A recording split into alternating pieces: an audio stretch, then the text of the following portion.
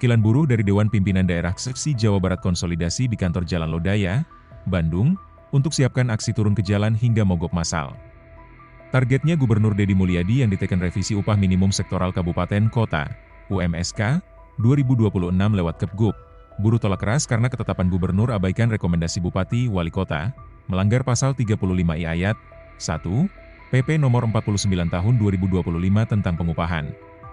Ketua DPD XSI Jabar Roy Jinto Ferianto tuding Disnaker Trans gagal kasih data akurat ke gubernur, picu ketidaksesuaian masif, ancaman serius, buruh tempuh jalur hukum, demo jalanan, hingga mogok kerja massal sampai UMSK disesuaikan rekomendasi daerah.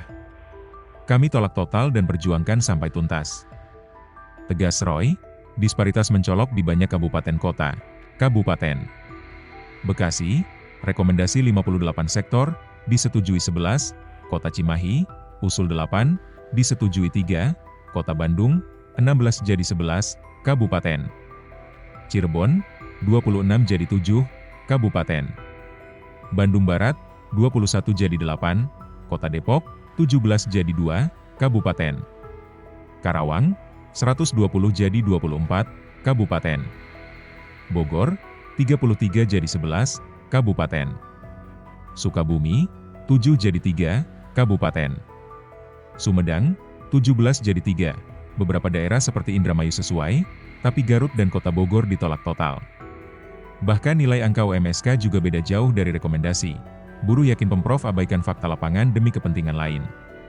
Konsolidasi ini libatkan perwakilan seluruh Jabar, siap gerak cepat kalau tuntutan tak digubris. Gubernur Deddy diminta revisi segera agar hindari kias buruh yang bisa lumpuhkan industri Jabar. Ya, yang pertama dari Serikat Pekerja, khususnya KSPSI dan SPTS KSPSI menolak dengan Kepgub yang diterbitkan oleh Pak Gubernur yang revisi tanggal 29 kemarin karena tidak sesuai dengan rekomendasi Bupati Wali Kota. Nah, dalam statement Pak Gubernur di berbagai media bahwa beliau menetapkan upah minimum termasuk UMSK adalah sesuai dengan rekomendasi Bupati Wali Kota. Setelah kita sandingkan Kepgub yang diterbitkan dengan rekomendasi, ternyata banyak hal. Salah satu contoh saja, rekomendasi UMSK Bekasi, Kota Bekasi itu 58 jenis industri sektor, yang ditetapkan itu hanya 11. Kemudian Kerawang itu 200 sektor yang diajukan, yang ditetapkan itu adalah hanya 15. Dan ada 2 kabupaten kota yang tidak ditetapkan sama sekali, yaitu adalah Garut dan kemudian Kota Bogor. Nah, tentu apa yang disampaikan Pak Gubernur mengenai bahwa itu sesuai dengan rekomendasi Bupati Wali Kota, menurut kita bahwa itu belum sesuai semuanya. Sehingga kita meminta itu direvisi. Mungkin Pak Gubernur mendapatkan masukan dari Disnaker tidak sesuai dengan fakta, tidak sesuai dengan data.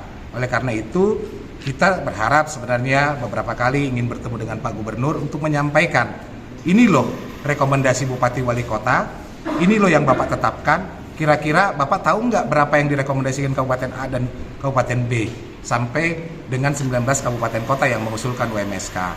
Nah, kalau Pak Gubernur memang tidak mengetahui itu, hanya mendapatkan informasi sepihak dari Disnaker, kita bisa memaklumi Pak Gubernur mungkin mendapatkan informasinya tidak valid, tidak sesuai dengan fakta, tidak sesuai dengan data yang kita terima.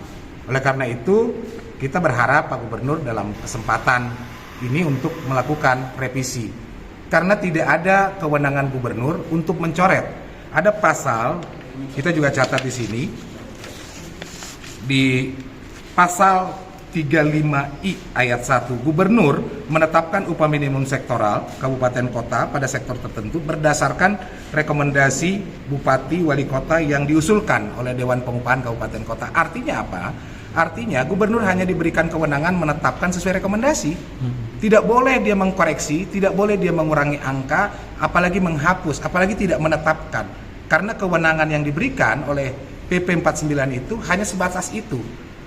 Sehingga dengan adanya penghapusan, koreksi, kemudian pengurangan angka yang dilakukan oleh gubernur, menurut kami ini bertentangan dengan PP 49 yang selama ini Pak Gubernur menyampaikan bahwa Kepgub tersebut sesuai dengan PP 49. Faktanya tidak seperti itu karena ada hal-hal yang dilanggar, termasuk mengenai jenis industri yang boleh masuk. Di situ pemerintah bersikukuh bahwa yang masuk itu hanya sektor industri yang beresiko tinggi dan sangat tinggi.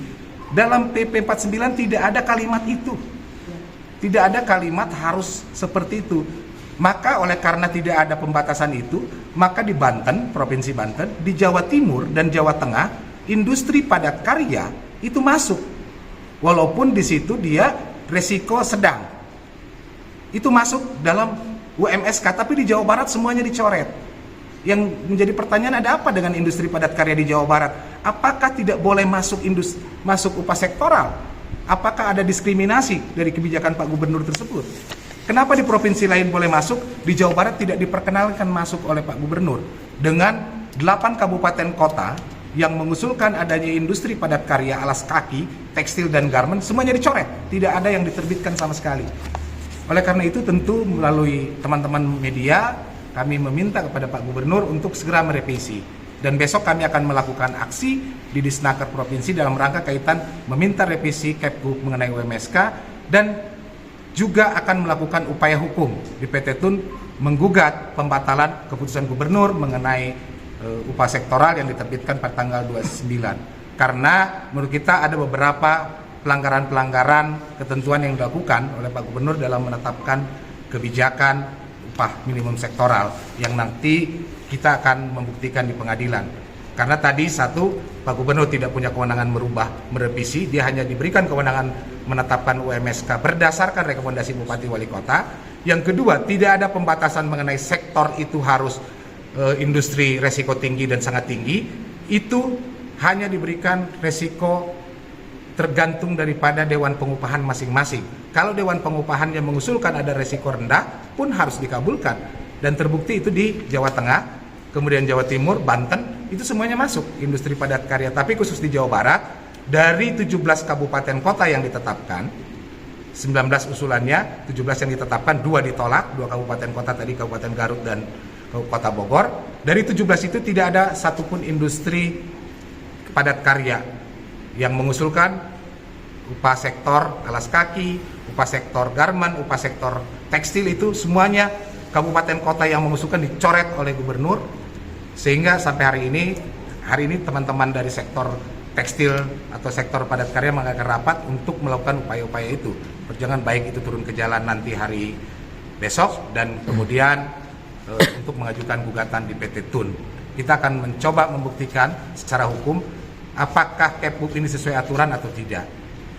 Dan kita juga meminta kepada Pak Gubernur untuk duduk bersama, tripartit, undang Apindo, undang akademisi, Disnaker, dan kita akan menyampaikan data. Ini loh usulannya, kemudian kenapa dicoret, dan kemudian apa dasar hukumnya, supaya jelas perdebatannya, bukan perdebatan di media sosial yang akhirnya digiring kemana-mana menyerang secara pribadi gitu.